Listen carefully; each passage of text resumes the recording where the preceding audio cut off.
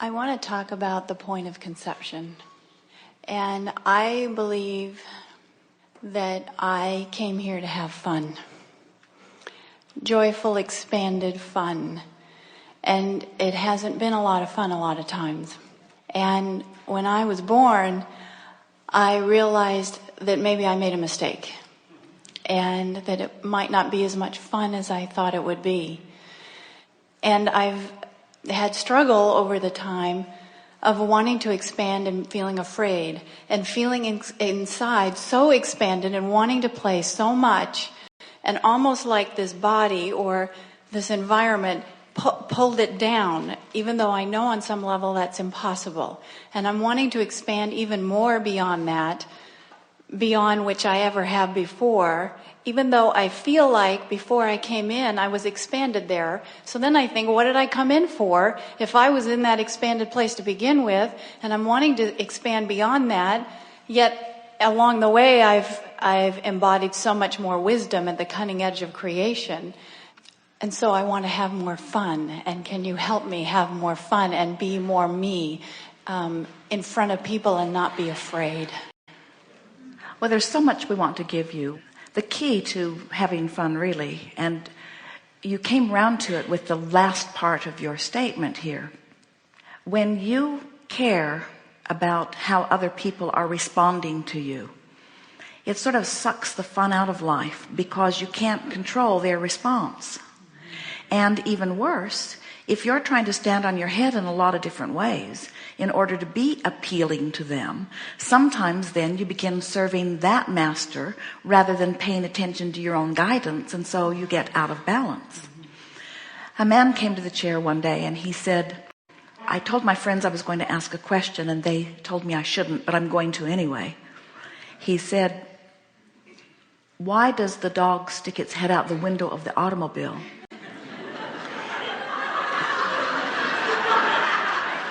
And risk getting bugs in its eyes? And we said, because the ride is so worth it. And so sometimes our physical friends say, let's see, do I have this straight? I was pure positive energy. I was in a place of non-resistance. I came forth into this physical experience and deliberately exposed myself to contrast. Can you remind me again why I would do that?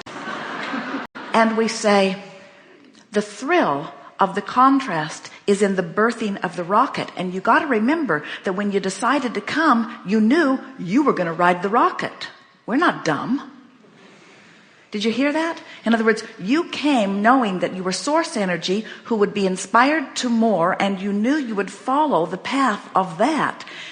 And you did not expect to get crossways of that current because you knew you had guidance within you that said good feels good and not good doesn't feel good. In other words, you trusted your guidance. So we know sometimes that you come forth depending upon the environment that you are born into. Sometimes people say, well, why would I choose that environment? Because I don't think it was the best choice for me from where I now stand. And we say, from your non-physical perspective, you were not so particular about the specifics of the environment into which you would be born, because you knew under all conditions you would be inspired to more, and you knew you had guidance that would help you get that. And you knew that the stream was never ending, and so you didn't really care where you put your boat in the water because you knew about the stream and you knew what it would ultimately lead to. We show you how to move through life, and we think it's nice when you become students of deliberate creation and you live a little contrast which makes you want something and you easily line up with it and then you get it, and then you have a little contrast which makes you want something and you easily line up with it and you get it. But there is something also, and you seem to like the drama of this, most of you, something to be said about knowing what you don't want, which causes you to really know what you do want, with a wider spread between the vibration of where you are and what you are asking for. It just makes for more drama, more fast movement of the stream, and more conscious awareness of relief when you turn. In other words, when you're feeling mostly good, most of you don't work very hard at feeling better still. We watch Esther. She doesn't work at it anymore. unless she gets feeling bad, and then she really, really works at getting feeling better. When she's in her place of hope or belief or knowing or joy, she's not really consciously reaching for more and more and more, and yet it's all there available for you. And we want you to understand that you like this contrast because of the life-giving properties that it offers. We want to start with where you began by saying to you that you're extremely sensitive to energy, and that's a good thing. That means you've been aware of the relationship between where you are in any moment and who you really are from the moment you were born. And unlike most people, that sensitivity was never muted with you. You've always had that stronger sensitivity. And so what that means is when you get cross current, you take it harder. Most people who are surrounding you are appreciating a condition that makes them feel good. They say, I'll vote for that. And they don't appreciate the conditions that make them feel bad. And so then they become those who seek to control conditions. It never works, but they still try. They try to control the conditions so that they can feel better. And when you were born into an environment where people around you are attempting to control conditions, what begins to happen is you notice their response to you. So you begin to perform in ways that please them. Yeah. You can't do it, but you try hard because you're an uplifter too. So you perform in ways to try to please them, and in the process you lose your orientation about your own stream. So then, now we're answering the fullness of your question. So then what happens is you're pure positive energy, and this is who you really are, pulsing over here, but you're in an environment over here and you say, this is not so much fun. Why would I come? So now we want to break it down to you in very simple terms. We want to say, you knew you were coming into contrast, and the contrast is really a wonderful thing because the eternalness of eternity is only because the contrast causes the desire to be born. So it is a wonderful, wonderful thing. But you all really intended to manage your contrast better. You didn't intend to let there be such a gap between it, and you didn't intend to know what you don't want so vehemently that you hold yourself for long periods of time in resistance to your ever faster moving stream. So that really is the answer to the question. So now you know. Now some are saying, I can hear you out there saying, well, why would it be set up that way? Why wouldn't we remember? Why wouldn't our guidance be keener within us? And we say, you're all born knowing it.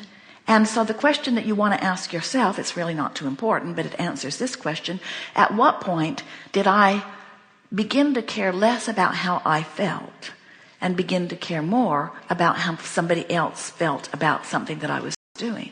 And your society is so determined to control you, to mold you. These are the formative years, they say.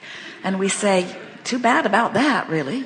The formative years, the years when you call your child away from self-empowerment and self-alignment and start holding up hoops and offering rewards or punishment about them jumping through the hoops. Because the problem with that is you've got a set of hoops. Somebody else has got a set of hoops. The teacher has a set of hoops. The society has, everybody's got this different set of requirements. And so it's early in life that most of you begin to say, I've lost my way. This is the time of awakening. You never needed to lose your way. And if you had allowed yourself to be selfish in the way you were born, do you know that you are all selfishly oriented? Do you know that every single thing you want is for one reason only? You think you will feel better in the having of it? Whether it's money, whether it's an experience, whether it's a lover, whether it's a relationship, whether it's circumstance, events, no matter what it is, everything you want is because you believe that in the having of it, you will feel better. You are selfishly oriented. You cannot help but see through the eyes of self. That is your perspective. But when your perspective of self gets you crossways of the perspective that you really have of self, that's when it's uncomfortable. And that's why a lot of people say, I feel strange in this land. I never felt like I belonged on this earth. I always longed to return to that other feeling, and I have glimpses of it, but I can't get back there in a very consistent way. And we say, now you can. Now you understand that always what you've been longing for. You find so many ways to try to fill that gap that don't fill it. The only thing that fills that gap is vibrational alignment. You buy one more thing and bring it home, drink something, eat something, shoot something. In other words, Esther will say to Jerry on occasion, tell me a story, because she just tell me the story of our new house. Tell me the story. What was it you liked about that? Tell me what it felt like to drive into that drive. Tell me about that beautiful wildlife preserve that surrounds it. Tell me about that beautiful ocean view. Tell me about what it felt like. Tell me about the land. Tell me about how we can park our bus on it. She wants him to tell her the story, because all she has to do is listen and she can feel good. And we say, tell your own stories. It's nice that he will tell her the story. It's nice that there are others around you, but when you become dependent upon somebody else to create a condition or to create an environment or an atmosphere where all you have to do is observe and then have a feeling response to it, you lose your empowerment, because you can't count on them to show you things that cause you to close your gap.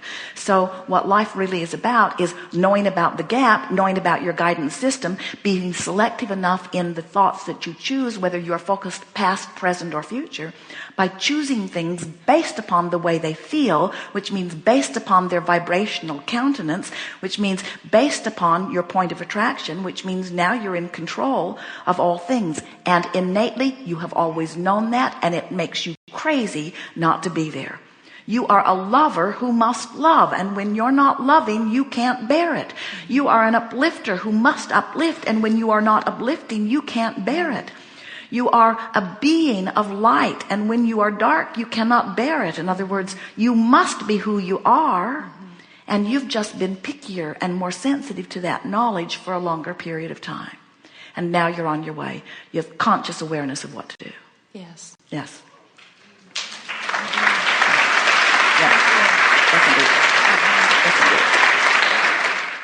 From the power of this knowledge, you will easily, we're not kidding you a little bit, you will easily begin to offer a vibration where you stand that matches the vibration of who you really are. And when you do, the gap closes instantly. And the seas part, and the doors open, and the interviews come, and the options are offered to you, and the money flows, and the people line up, and the things are there. And people who are watching you from the outside are amazed at what's going on with you, because it seems to them that you barely offer words about something that you think would be nice for you to live, and you're living it completely. They say, how is it that you do that? How is it that things come so easily for you? And then you explain to them, well, there's this stream. There's this stream of well-being that I have figured out how to navigate in. I've figured out how to quantify every journey. I can now tell which feelings mean I'm going toward it and which feelings mean I'm going away from it. The other day, Esther was talking about something. And Jerry listened for a little while to her, and then tried not to listen to her for a little while. But you know, when somebody isn't listening to you, how you just talk louder, work harder to get their attention. So Esther got his attention again, and Jerry said to her lovingly and mistakenly, that sounds upstream. And Esther said, it was downstream for me.